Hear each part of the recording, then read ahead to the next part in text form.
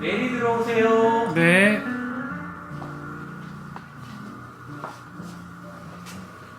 네, 안녕하세요. 네, 안녕하세요. 네, 메리는 어디가 아파서 왔을까요? 메리가 구토를 좀 해서요. 네, 구토는 언제부터 시작했는데요?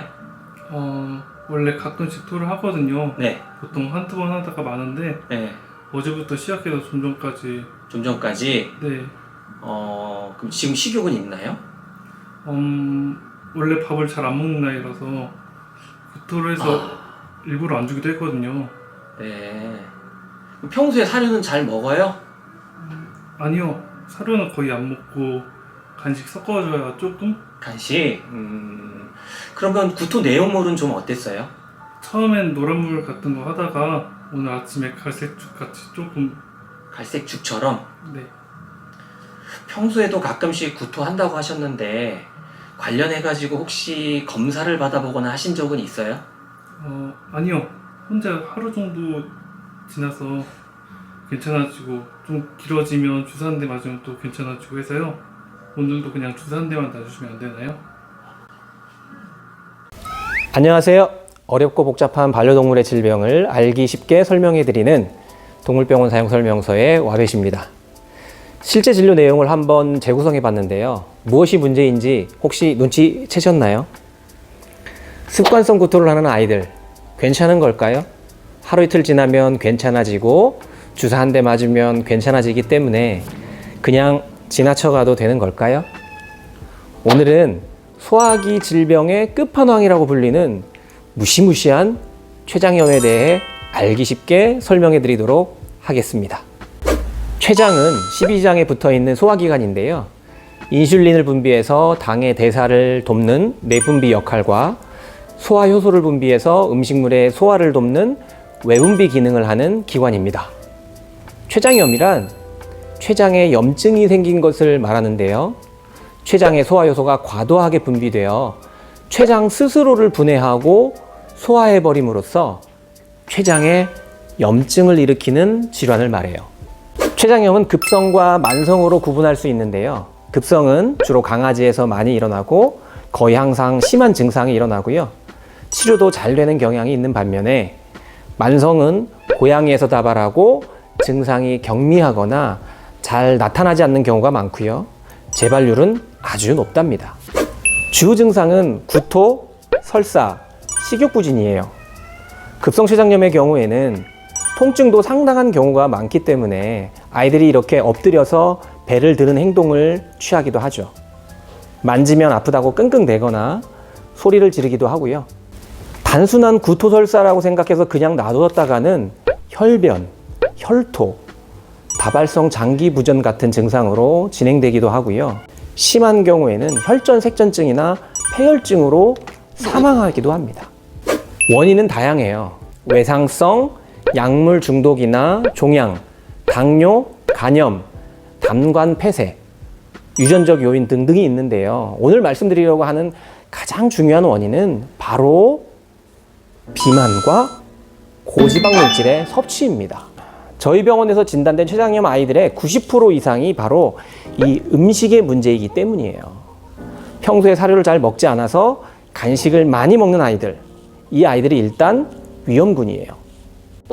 우리 아이는 가끔씩 일주일에 한 번, 한 달에 한 번 정도 식욕이 없고 구토를 하기도 한다고요.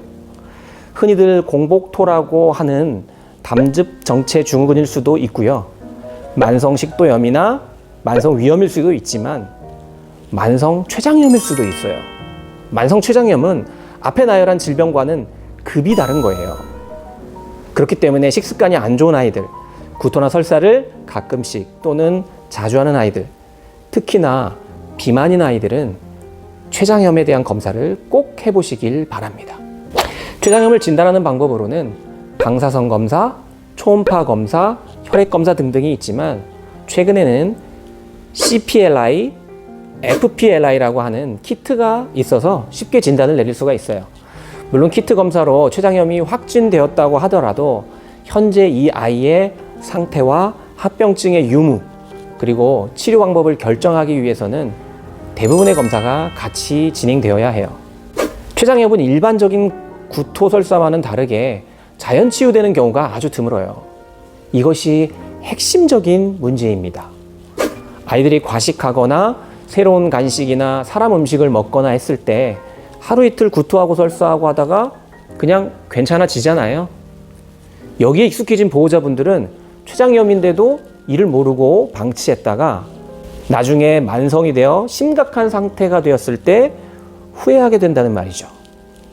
따라서 췌장염이 의심되는 경우에는 증상이 경미하더라도 빨리 병원에 가셔서 검사를 받아보시는 것이 좋습니다.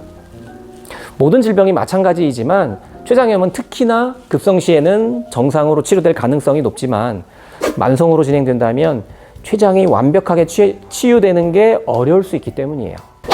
췌장염의 기본적인 치료 방법은 금식과 수액인데요. 금식을 통해서 췌장을 좀 쉬게 해줌으로써 과도한 소화효소의 수치를 떨어뜨려주고 췌장의 부종을 줄여줍니다. 수액 처치를 통해서는 혈액 관류량을 늘려서 각 장기마다 결손된 수분량을 보충해주고 탈수를 교정해주는 것이에요.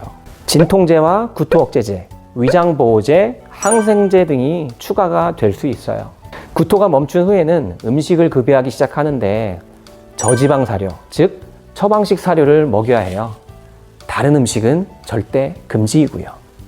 췌장염을 예방하기 위해서는 식습관을 먼저 바꿔주셔야 해요. 사료 잘 안 먹는 아이들, 사료 잘 먹는 아이들로 바꿔주셔야겠죠. 사료 잘 먹게 하는 방법은 지난 영상을 꼭 참고해 주시고요.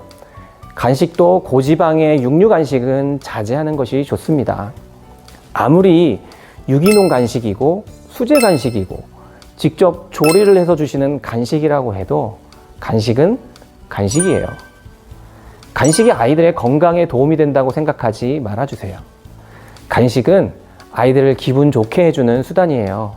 따라서 훈련을 하시거나 칭찬을 하실 때의 용도로만 주시는 게 가장 현명하답니다. 오늘은 강아지, 고양이들에게 치명적인 소화기 질환, 췌장염에 대해서 알아봤습니다. 여름이 되면 아무래도 더 많이 발생하는 경향이 있어요. 부디 잘 먹고 건강한 아이들이 되었으면 좋겠네요. 궁금한 점이나 다른 의견은 댓글로 남겨주시고요.